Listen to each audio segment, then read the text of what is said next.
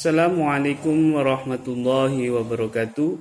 Alhamdulillahirabbil alamin wa bihi nasta'in wa ala umur dunya waddin wa ala alihi wa sahbihi ajma'in, amma ba'd. Pada budiman yang dirahmati Allah Subhanahu wa taala, kali ini saya penyuluh agama Islam Kecamatan Kawah Karangan akan menyampaikan beberapa bab atau pokok tema yang berkaitan dengan tanda-tanda pubertas, karena ini berkaitan dengan bidang saya, yakni penyuluh agama bidang keluarga sakinah. Ini penting saya utarakan karena ketika seseorang mau menikah pasti akan mengalami yang namanya pubertas. Jadi seseorang pemuda atau remaja itu akan mengalami fase-fase. Sebelumnya saya membuat video tentang fase-fase kehidupan mulai dari 0-2 minggu, kemudian sampai 2 minggu sampai 2 tahun. Kemudian sekarang saya akan membahas tentang tanda-tanda pubertas. Jadi pubertas itu berasal dari kata puberatum. Nah, ini bahasa Inggrisnya, yang berarti umur menjelang dewasa. Jadi pubertas adalah umur menjelang dewasa. Jadi fase remaja kemudian menuju fase dewasa. Nah, di dalam fase-fase ini ada beberapa perubahan. Salah satu adalah perubahan fisik. Jadi setelah anak remaja kemudian menuju dewasa, itu perubahannya ditandai dengan beberapa tanda. Salah satunya adalah tanda perubahan fisik. Jadi fisiknya mulai berubah, kemudian pemikirannya juga mulai berubah. Itu salah satu tanda-tanda. Ada banyak sih tanda-tanda tentang fase pubertas anak itu. Kemudian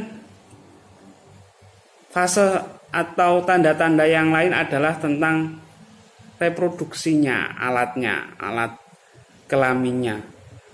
Ya, ini diawali dengan hormonal. Kalau laki-laki itu hormonnya mulai meningkat, mulai merasakan bahwasanya ada ketertarikan dengan jenis kelamin yang lain. Itu mulai tanda-tanda bahwa anak pubertas remaja menuju dewasa. Kemudian yaitu alat kelaminnya, maksudnya begini, ovarium atau indung telur pada perempuan, ini kalau perempuan, dan testis atau buah pelirnya pada laki-laki. Rangsangan kemudian menyebabkan ada ketertarikan itu tadi, maka itu namanya mulai fase dewasa.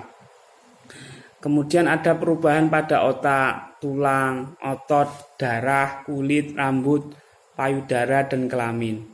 Nah, itu perubahan-perubahan pada fisik, ya. Kemudian tinggi badan, lebar badan, itu menjadi perubahan.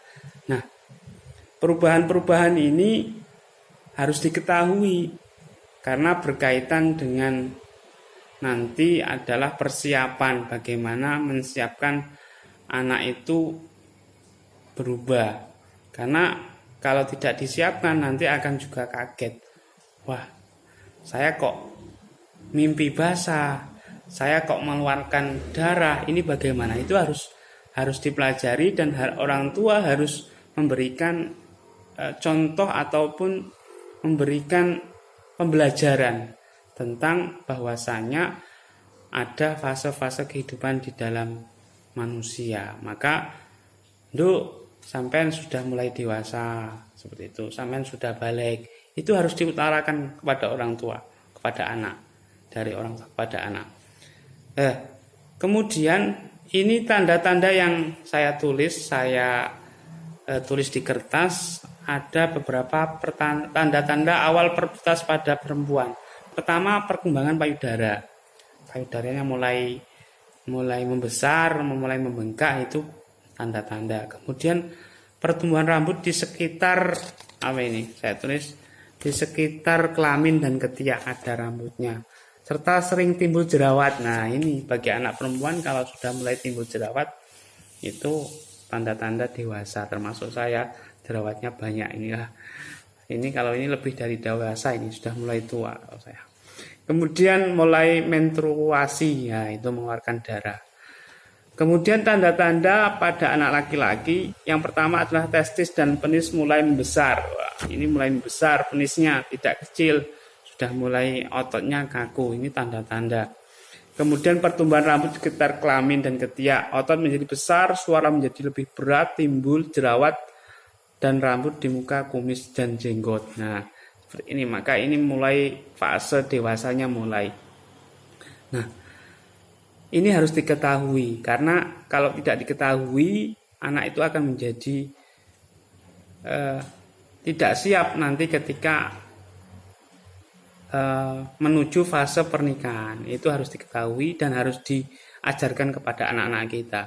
Itu tentang bab fase pertumbuhan atau perkembangan, tanda-tanda perkembangan dari remaja menuju dewasa, dari segi fisik, dari segi pemikiran, dan dari segi yang lain-lain. Itu mungkin yang dapat saya sampaikan.